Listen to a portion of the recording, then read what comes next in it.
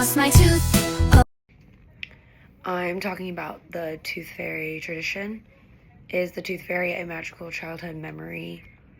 Another example of how parents lie to their children, or like David Richarby says, the tooth fairy teaches children that they are and can sell their body parts for money.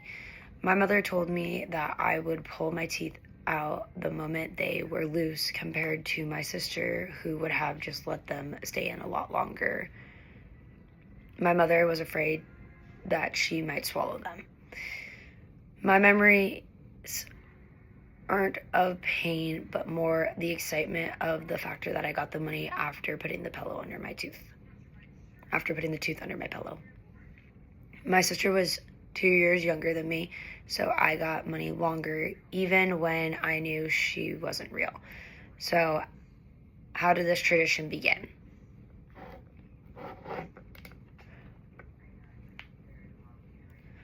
All researchers seem to have a difficult time finding the original origin of the tooth fairy tradition. In the article, the tooth fairy psychologically issues related to baby teeth being lost and mythology works through by Capps, Donald, and Nathan Carlin.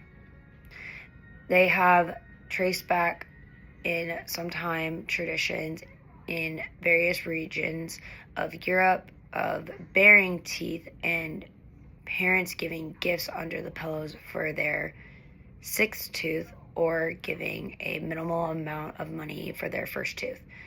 The author also describes darker visions involving witches or evil spirits getting power over the children by keeping their teeth. So parents buried or hid the teeth in the books celebrating life's custom around the world. William tells us about an English-Scottish tooth tradition that came from all the poems. Orbon's place, where elves collected children's teeth, at Fairy Gautreau. However, the story that most resonates with today's version of the tooth fairy is a folktale of a mouse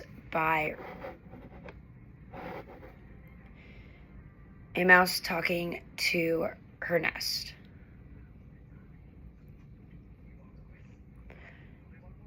They think this is a great solution for keeping children's teeth hidden and safe until the good fairy who loves children comes up with a better solution.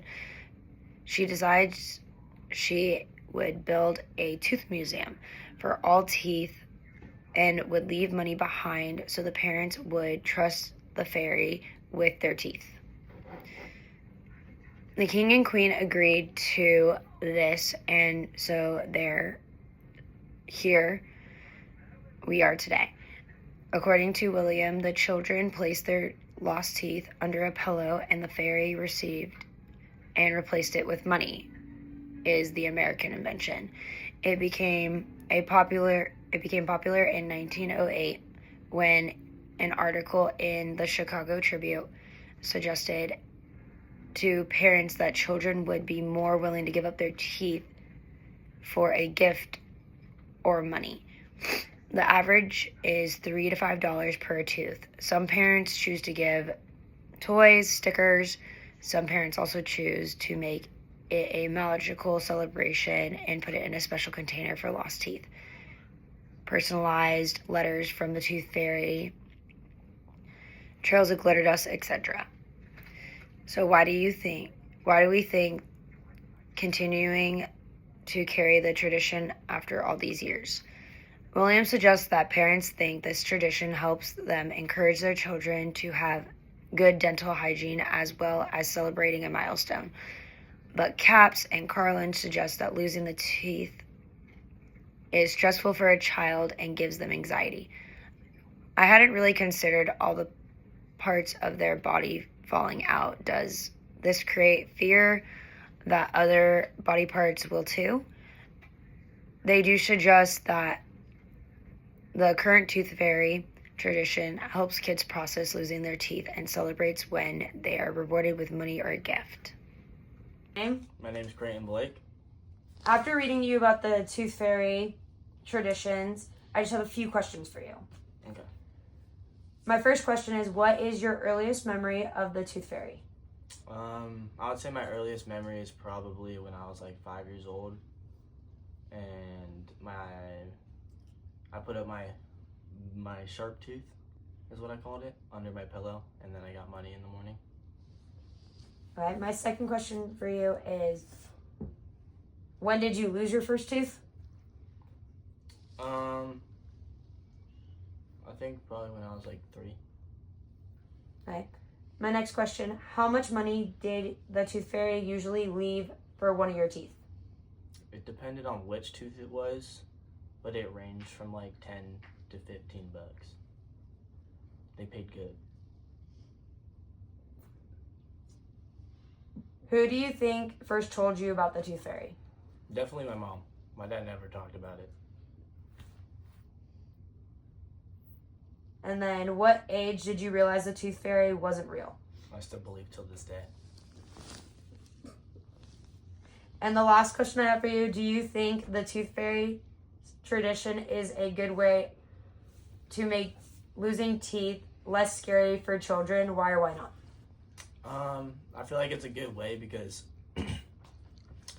to like make them not scared, because like I feel like kids would think they're like dying or something because they don't know what's going on because they're still so young, and they're like, oh, my teeth are falling out, am I gonna die? So I feel like this is a good way to like counteract that feeling and be like, you get a reward for losing this because it's a good thing. Thank you. Those are all my questions.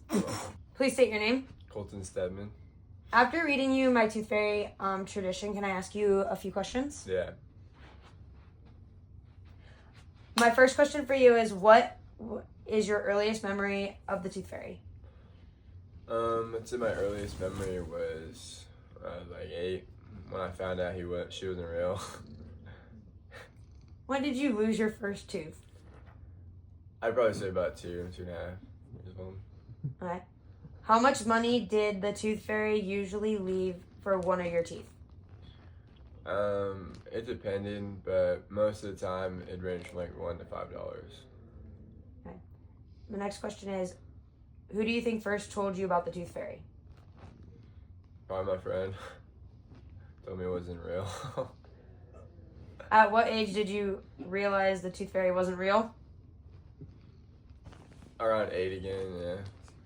All right. Do you think the tooth fairy tradition is a good way to make losing teeth less scary for children? Why or why not? I do. I think it really helps them.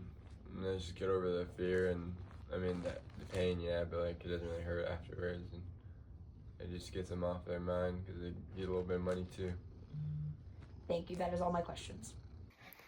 When looking at the research and the interviews with the 3 boys, I realized that the boys didn't really know how the tooth fairy came to be, nor did they really care. To the boys, they got the money when they lost their teeth, and some got a lot of money.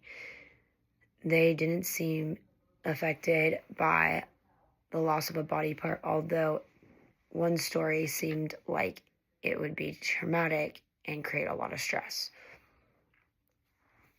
In your lecture, you talked about how the lottery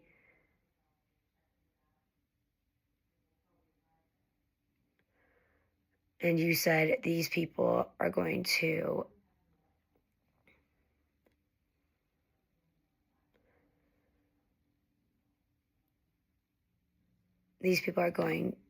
with this lottery, and you know they are just like doing.